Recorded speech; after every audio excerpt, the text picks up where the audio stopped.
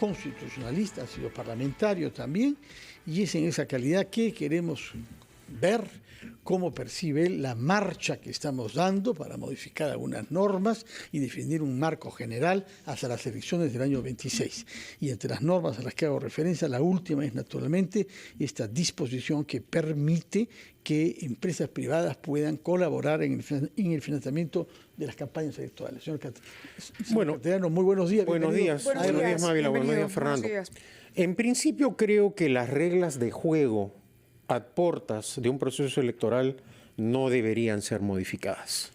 El Parlamento ha tenido tiempo suficiente para debatir en lugar de encubrir los actos ilícitos que de manera permanente la prensa ha denunciado. Por proteger actos delictivos, el Parlamento a última hora comete, digo yo, esta serie de violaciones al orden jurídico. Porque no solo se trata del tema electoral, claro, pero estoy hablando en términos generales. Sí, en este punto usted está de acuerdo. En este punto de la donación, sí, yo creo lo siguiente. Los nuevos partidos estamos en una situación de desventaja total, porque los partidos que forman parte del Congreso reciben un millonario financiamiento público, del cual hemos podido apreciar hace un manejo de recursos del Estado sin casi control. El Congreso amenaza a cualquier autoridad, incluido el Poder Judicial, que pretende fiscalizarlos.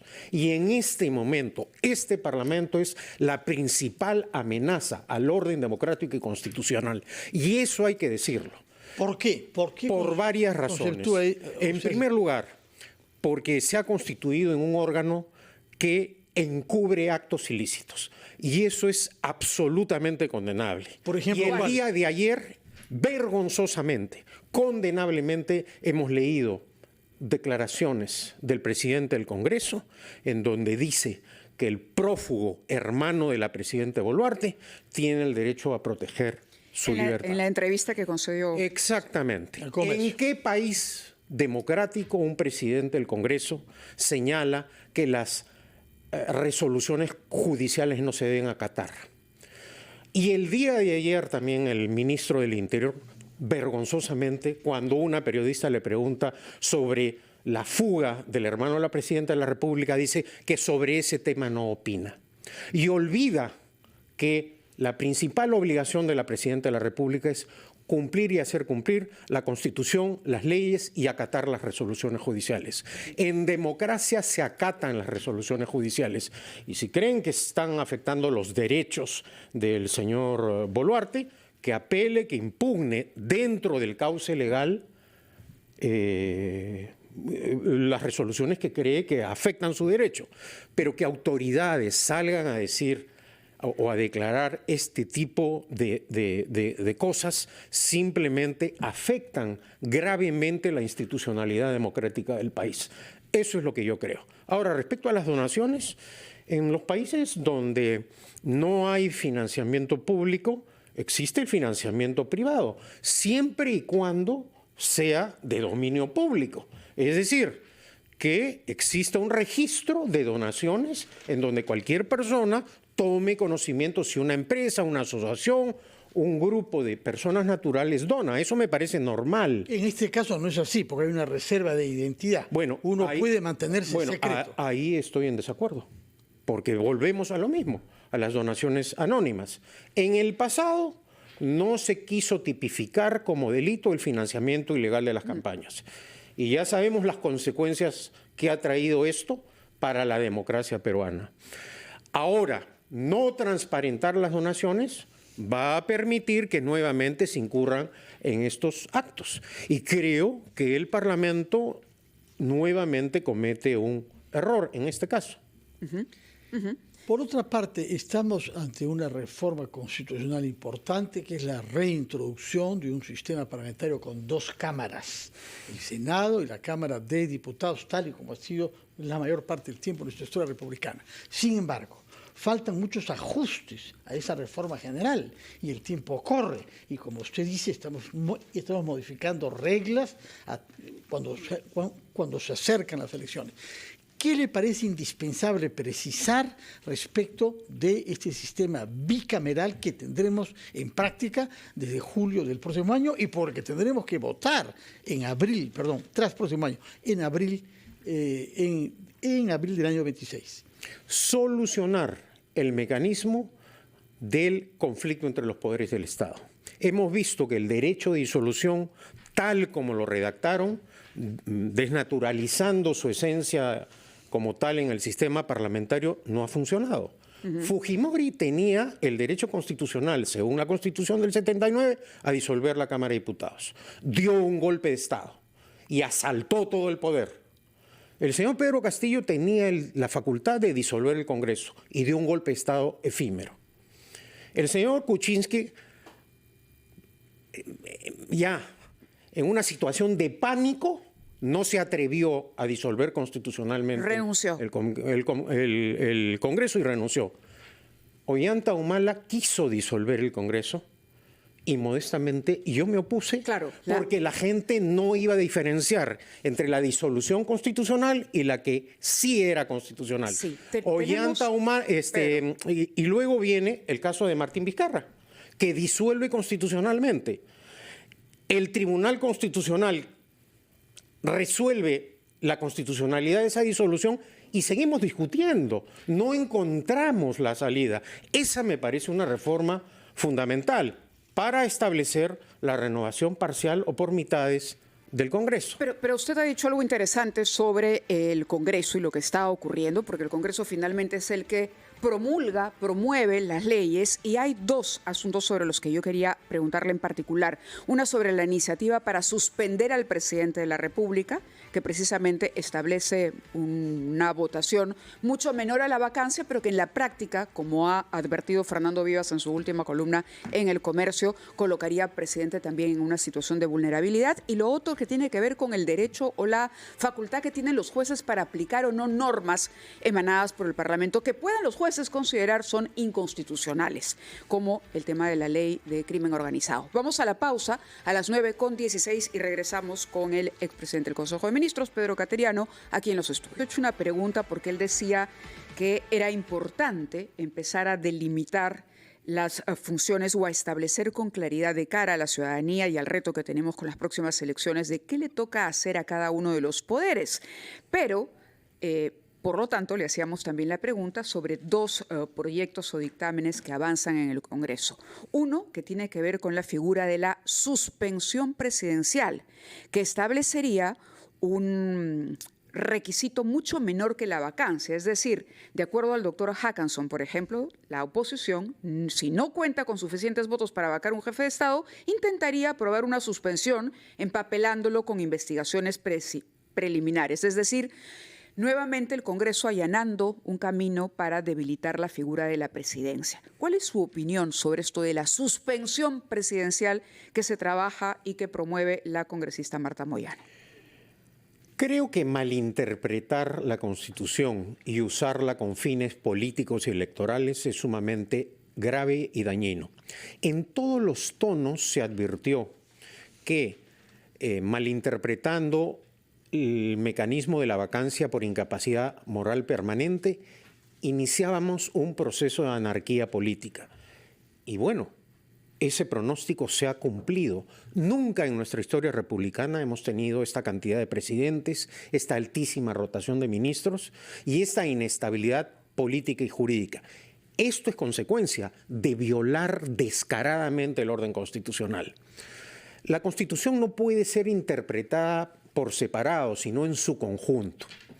¿Por qué el constituyente estableció el artículo 117 de la Constitución, que establece claramente que al presidente no se le puede acusar durante su mandato, salvo las excepciones que establece ese artículo? Porque la trágica experiencia peruana ha sido que cuando los presidentes no han tenido mayoría parlamentaria propia, han acabado en golpes de Estado. ¿Ya hablar de suspensión es un maquillaje para el mismo objetivo? Yo creo que en el fondo es lo mismo. Creo que en el fondo es lo mismo. Impulsar una norma tan delicada en un contexto a puertas de un proceso electoral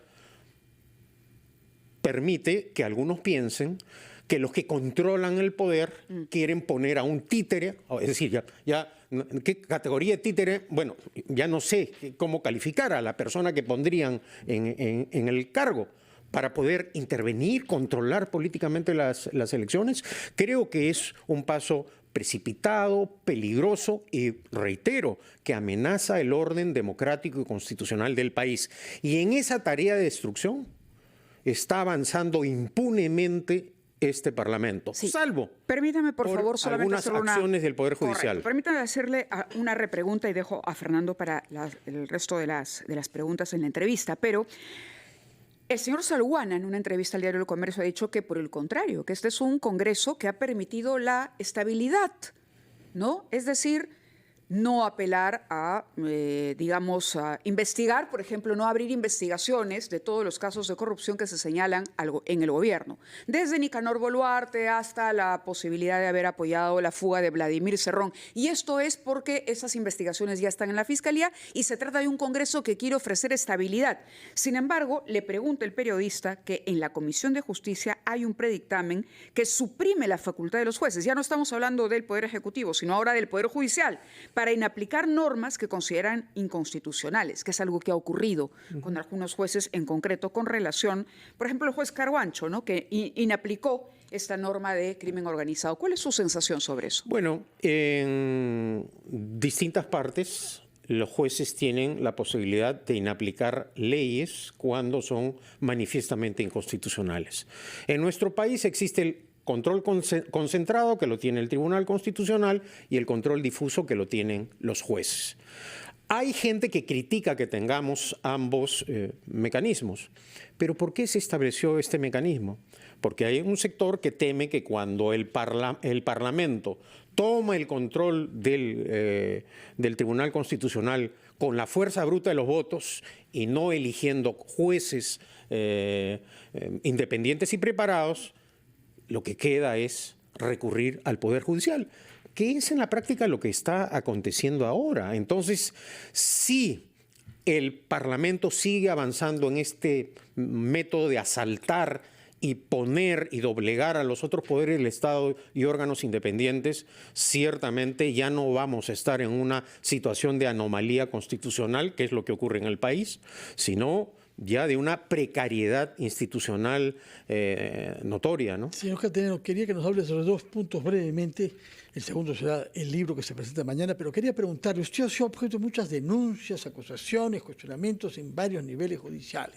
El más característico de los cuales es que se le reprochó una inconducta por la compra de un satélite, el SAT Perú, para que el Perú poseyera un satélite y no tuviera que alquilar para contar con fotos necesarias. Al cabo de varios años, usted ha sido declarado totalmente inocente porque se ha archivado la acusación, pero ha estado varios años, me parece casi 10, sometido a este tipo de investigación.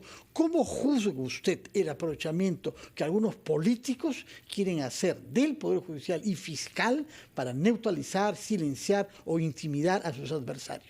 Bueno, en realidad las investigaciones se iniciaron el año 2012, desde que se inició el proceso de adquisición. Y a lo largo de estos 12 años, el proceso de compra ha sido investigado por el Parlamento, en la Comisión de Defensa y en la de Fiscalización también. Inclusive se me levantó el secreto tributario, el secreto bancario, la reserva de mis comunicaciones. Eso lo hicieron la señora Luciana León, Mulder, Becerril. Dicho sea de paso, Becerril encubierto por este Parlamento y flamante adherente del señor Acuña. Y bueno, yo demandé que públicamente exhibieran los resultados, no lo hicieron. Tenía el derecho al antejuicio constitucional, en ningún momento me acusaron constitucionalmente, pero derivaron todo a la Fiscalía. El caso del satélite se ha investigado en 4 fiscalías diferentes y confirmado el archivamiento también en 4 fiscalías superiores. Mulder y Becerril me denunciaron de una supuesta defraudación tributaria. Yo concurrí a la Fiscalía. En la Fiscalía indagaron, no alegué el derecho al antejuicio y por supuesto se archivó porque cuando concurría a la convención, ni siquiera me hicieron una pregunta sobre aspectos tributarios, ¿no? Entonces, claramente acá lo que ha habido, dicho sea de paso, no ha habido ningún colaborador eficaz, no han aparecido sobornos, nadie ha huido, nadie ha obstruido la acción de la justicia, nadie ha corrido a una embajada, nadie se ha fugado ni se ha cambiado de nacionalidad. Todos hemos cooperado con la acción de la justicia. Y lo que tenemos que preguntarnos, Fernando, Mávil, es ¿quiénes van a reparar a los oficiales de la FAP que cumplieron con sus deberes profesionalmente y que se han visto perjudicados en sus carreras profesionales? ¿Quiénes van a reparar a los funcionarios del Ministerio de Defensa que cumplieron con su deber? Bueno, queda claro que necesitamos peruanos ejemplares y a eso ha dedicado parte de su tiempo usted, porque se ha materializado en un libro que se llama así, Peruanos Ejemplares del siglo XX, que se presenta mañana, el libro editado por la UPC. Díganos una palabra. La UPC y la editorial Planeta. Bueno, son textos biográficos escritos por distintos coautores. Yo he participado como compilador. A mí me ha tocado el texto biográfico sobre Vargas Llosa, pero existen personajes de la cultura como César Vallejo, Tilsa Suchía, historiadores como Raúl Porras, Jorge Basadre y políticos como Ayala Torre, Mariate y Vargas Llosa en el ámbito político, que curiosamente, como dice Carlos Alberto Montaner, son tres personas que han influido en el ámbito ideológico y político en América Latina. Creo que además es un libro que a través de la lectura y conocimiento de estos personajes va a invitar al lector a conocer a profundidad a través de ellos la compleja historia republicana, pero es también un mensaje de peruanidad, del bien que han hecho o que hicieron estas personas por el Perú. 25 personas. Tengo entendido que usted ha proseguido sus investigaciones que se han materializado en el artículo sobre Vargas Llosa y que está preparando un libro sobre la carrera política de Vargas Llosa y que viaja por eso a Princeton, los Estados Unidos, que es la Universidad de Einstein, en donde se conserva el archivo personal de Mario Vargas Llosa. ¿Es exacta esta información o son rumores? Su rumor es exacto. Bueno, tanto mejor. Muchas gracias, que tenga una buena estadía en Princeton. Gracias. Mañana a las 7 de la noche. Mañana a las 7 de la noche. Sí. Participa la periodista Rosa María Palacios y el historiador Mauricio Novoa. Este es un proyecto en alianza de la UPC con la editorial Planeta. Muy bien, felicitaciones por el libro y que tenga una feliz estadía y que vuelva inspirado por el espíritu de Einstein que todavía sopla en el campus de Princeton. Muchas gracias, señor Cateriano. Nos vamos a oír los titulares de media hora.